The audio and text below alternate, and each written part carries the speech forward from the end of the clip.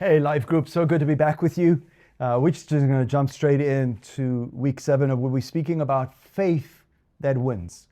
What does our victory in Christ looks like? And today I want us to look at 1 John chapter 5, verses 1 to 5.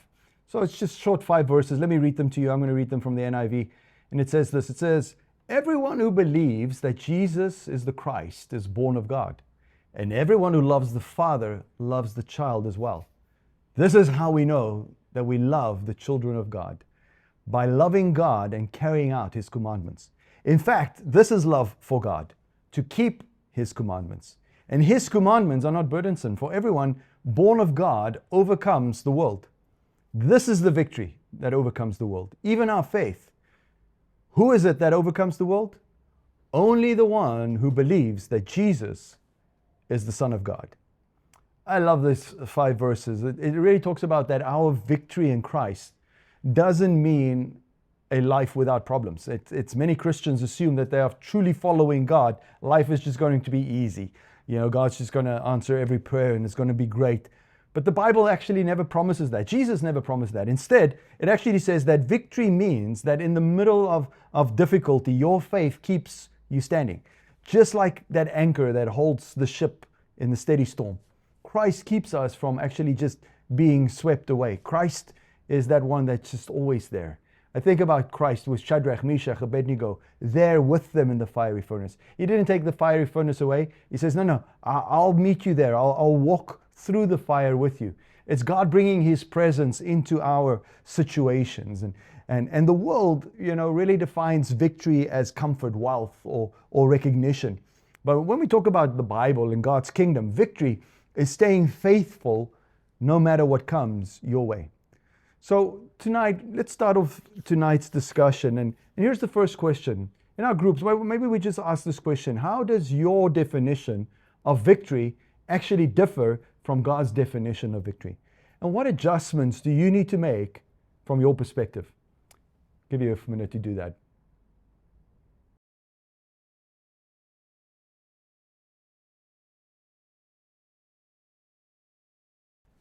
So I love this verse where he speaks about Christ, our love for God, we connected with Christ. He speaks about our faith. And faith, what faith does, here in verse 1, he speaks about that faith actually connects us to family. To family. What do I mean by that? It says that faith in Jesus makes us children of God. So we are part of His family. We're His children. And John reminds us that whoever believes in Jesus Christ is born of God. That's adoption into this new family.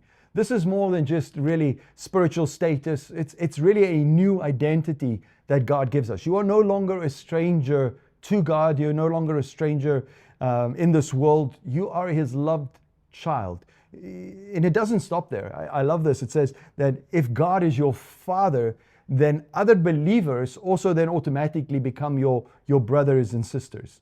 And that changes how we relate to one another. And he speaks about that love that we have for one another. If you have a sibling, sometimes I love my sibling, but I don't like them right now. We have that in the family of God as well. But in the family of God, we don't have this luxury of saying, I like you, I don't like you. We only have love. We have love for one another. Now think about adoption in real life. When a child is adopted, they don't earn their place in this new family.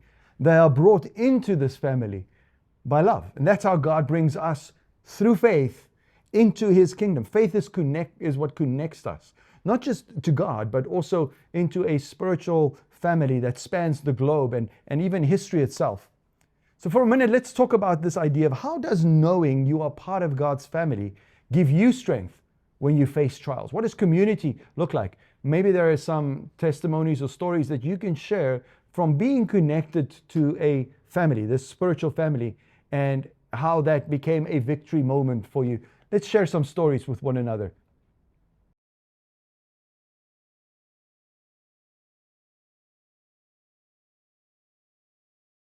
You know what he goes on in this passage here in verse 2 and 3. He speaks about how faith expresses itself in love. See, true faith is never just belief in the mind. It shows up in actions, and in this case, the action of love, how we love one another. John teaches us that loving God and loving His children are inseparable. You can't love God and not love people. That is the two commandments that Jesus winnowed everything down to. Love the Lord your God with all your heart, soul, mind, body, and strength. And the second commandment is like it. Love your neighbor as you love yourself. You can't say you love God and hate your brother, Jesus says. And that's what John teaches us. He says you can't claim to love God while hating or ignoring his people. Love is a visible fruit of invisible faith. And obedience is actually love in action. John says loving God means obeying his commandments. And that doesn't mean drudgery. It doesn't mean, oh, okay, I have to obey. It means delight. I get to obey. His commands are not burdensome, is what he says. And why not? Because love makes obedience joyful. Think of someone in love. You know, they don't see sacrifice as a burden. When you fall in love with you will drive kilometers to be with that person. You'll give up stuff. And all of a sudden, it's not that sacrifice. That sacrifice doesn't become a burden. It's a joy. Why? Because of the relationship. Because of what I'm going to get out of this relationship. You know, think about a parent that doesn't see feeding their children as a burden. It's an act of love. You don't feed your kids because you have to, because you want to. You want to care for them. In the same way, God's commandments aren't weights on us. They are ways to show love. The enemy whispers, God's commands will steal your freedom. But John reminds us that his commandments actually is freedom. It leads to a life of freedom. It leads to this life of victory. So let's talk a little bit about in what ways do you sometimes see God's commands as a burden? And how can remembering his love change the way that you obey? Sometimes let's be honest, we read the word and we go, oh, this is a burden. Do I really have to do this? Let's talk about what ways, as you were growing in your faith, what was burdensome to you at one point in time, and how did that actually became a victory, or how did you overcome that? And what does the joy of that look like on the other side? Let's share around our groups with this for a few minutes.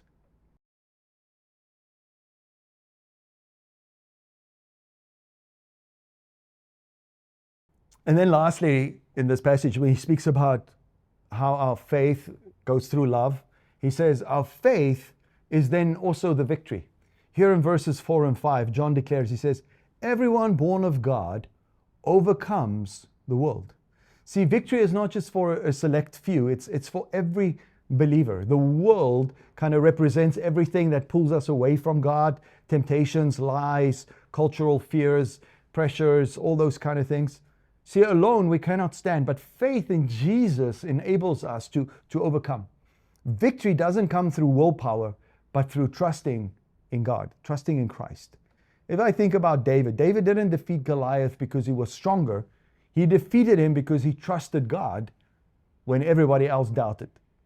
Or you think of a picture of a child holding their father's hand while crossing the road, right? A child's safety doesn't depend on their grip, but on the Father's grip. That's what faith looks like. It's trusting he will hold on to us, not so much us just holding on to him. And every time you keep believing in Jesus, every time you put your faith in him, despite opposition, you're walking in victory. Faith doesn't just arrive, it conquers. Here's our question for tonight is this: where do you feel the world pressing hardest against you right now? Where do you feel like the most pressure that you're experiencing outside of the walls of community? Maybe it's in the marketplace or family that doesn't know Jesus. What does that look like? And then how can your faith in Jesus bring victory into that area? Are you feeling pressured? And how does Jesus bring faith into that area? Let's chat about that for a while.